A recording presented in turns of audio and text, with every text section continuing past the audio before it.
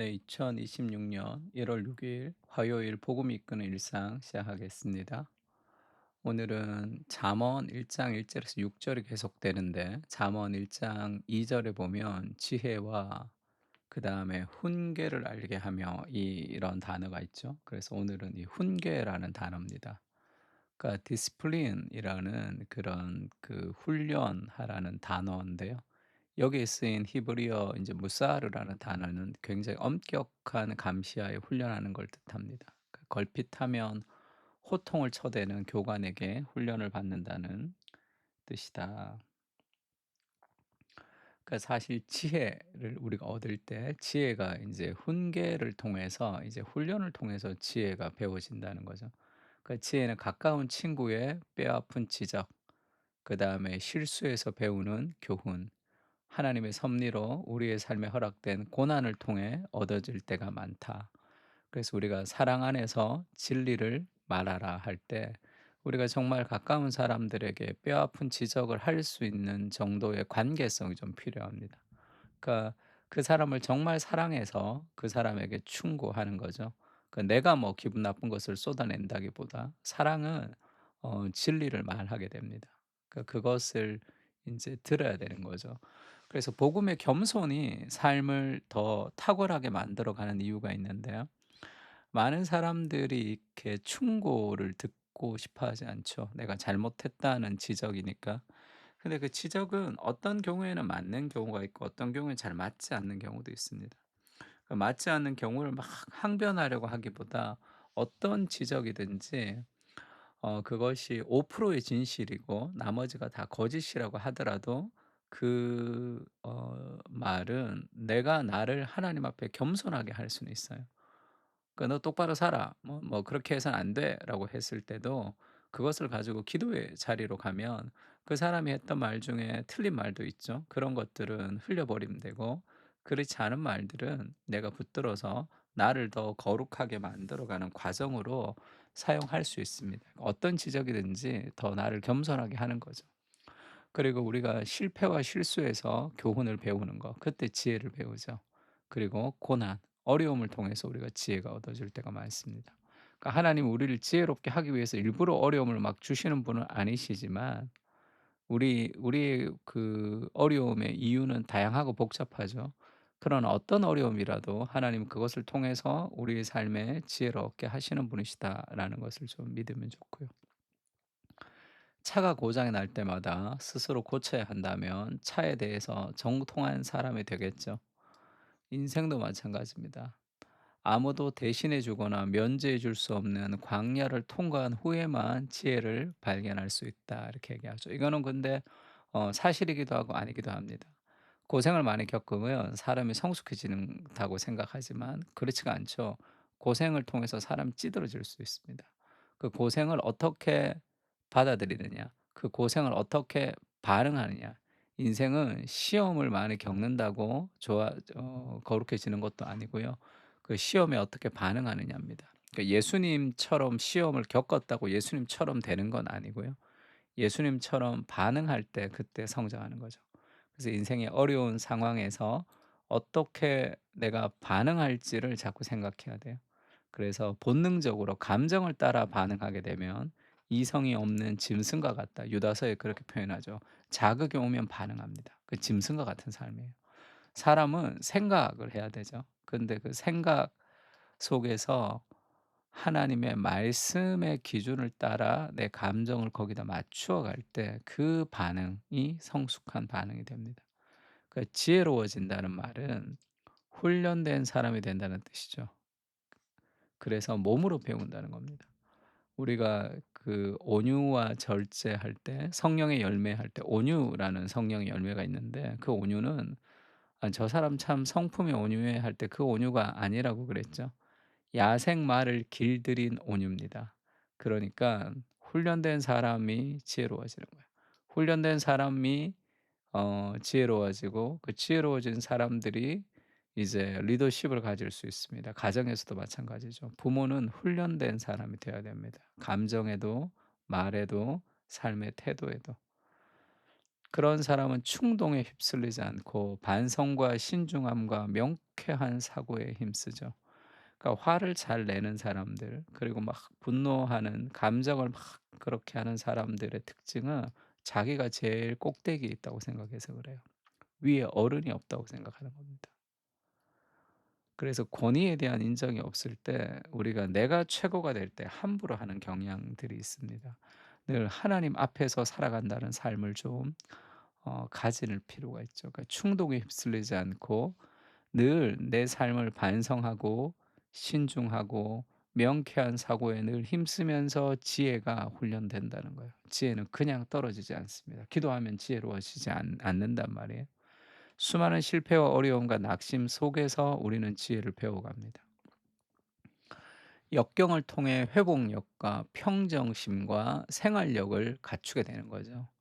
운동선수가 훈련을 통해서 신체 능력을 키울 수 있듯이 지혜도 어렵게 얻어지는 법입니다.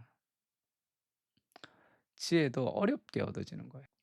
그러니까 지혜가 어렵게 얻어진다는 이 지혜를 배워야 되는 거예요. 쉽게 얻어지지 않습니다. 좌절될 때, 감정이 힘들 때, 내가 굉장히 누군가가 미워질 때, 뭔가 내 삶이 무너질 때, 그때 지혜를 배우는 거예요.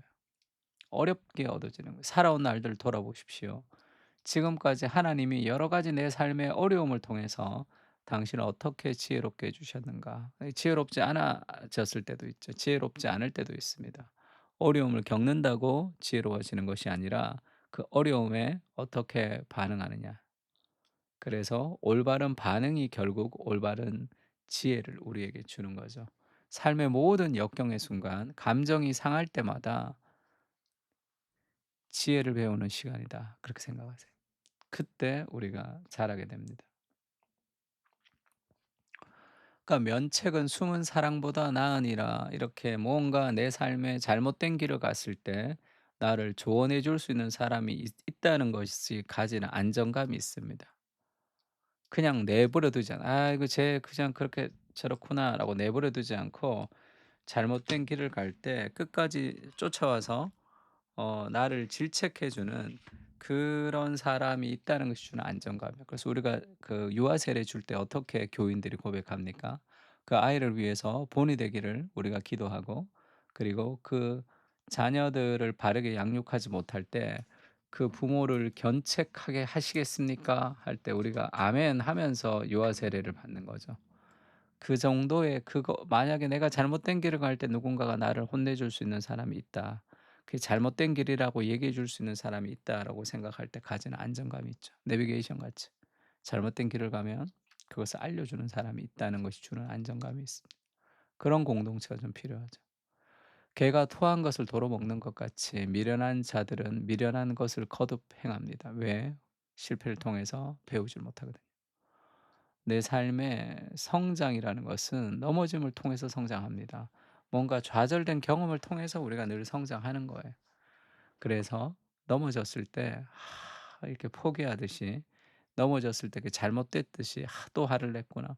또 무너졌구나. 내가 또 죄를 졌구나.' 그렇게 자기 정죄로 빠지지 말고 그때 자신을 어 배워야 됩니다. 그것을 늘 거듭 그렇게 해서 실패가 반복되면서 성장해야 되는 거죠.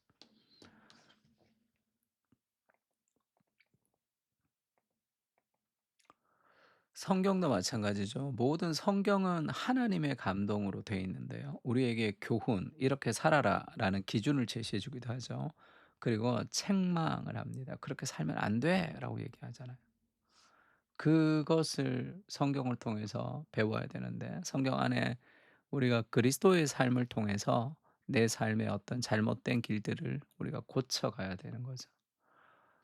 히브리서는 이렇게 얘기합니다. 아들들에게 권하는 것 같이 너희에게 권면하신 말씀도 있었도다. 일렀을 때 내 아들아 주의 징계하심을 경히 여기지 말며 그에게 꾸지람을 받을 때 낙심하지 말라.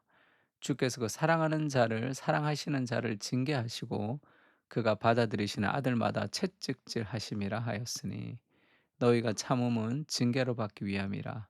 하나님이 아들과 같이 너희를 대우하시나니 어찌 아버지가 징계하지 않는 아들이 있으리요. 징계는 다 받는 것이거늘 너희에게 없으면 사생자요 친아들이 아니니라. 하나님이 우리를 어떤 경우에는 그냥 내버려 두지 않습니다. 우리에게 징계하고 우리에게 뭔가 잘못된 것을 알려주시죠. 그것은 실수와 실패를 통해서도 하나님이 알려주시기도 하고요. 그다음에 내 삶에 하나님 말씀을 통해서 알려주시기도 하고 사람을 통해서 알려주시기도 합니다. 그리고 어떤 잘못된 본을 통해서도 내가 좀 두려워하거나 나를 좀 돌아볼 수 있는 계기를 주시기도 하죠. 공동체 안에서 철이 철을 날카롭게 하는 것 같이 서로를 빛나게 하는 그런 일들도 좀 필요합니다. 영적 침체라는 그 마틴 로이드 존스 목사님 설교집에 보면 하나님의 그 짐나지움이라고 그러죠. 그 하나님의 체육관이라는 그런 파트가 있습니다. 하나님의 체육관에서 우리는 훈련한다. 하나님 우리를 굴리고 우리를 훈련시킨다. 신앙의 성장이라는 것은 하나님의 체육관으로 들어가는 것이다. 이런 식의 표현이 있습니다. 그러니까 연단한다 할 때 그게 그 표현인데요. 우리의 삶은 오늘 하루 하나님의 체육관에서 지혜를 배우는 하루라고 생각하면 좋겠습니다. 훈련되지 않으면 아이의 삶은 비참해집니다. 삶에서 맞닥뜨리는 어려움과 실망 속에서 예수님처럼 반응하게 하시고 삶의 모든 것들이 성장의 도구임을 기억하며 참된 지혜를 배워가게 하여 주시옵소서. 지혜는 오늘 내가 경험하는 모든 상황과 사람들 속에 있습니다. 배우는 눈과 마음을 허락해 주시옵소서. 아멘. 훈련되지 않은 아이만큼 비참한 미래가 기다리는 사람은 없죠. 반드시 망하게 됩니다, 훈련되지 않을 때. 감정대로 살아갈 때. 당연하죠. 절제하지 않는 삶의 아름다운 열매라는 것은 있을 수 없으니까요. 그래서 오늘 우리가 겪는 그런 아픔, 좌절, 슬픔, 수많은 사람과 환경 속에서 하나님의 지혜를 배워갈 수 있게 해 주십시오. 그렇게 마음의 소원을 가지고 그렇게 기도했으면 좋겠습니다. 다 같이 기도하겠습니다.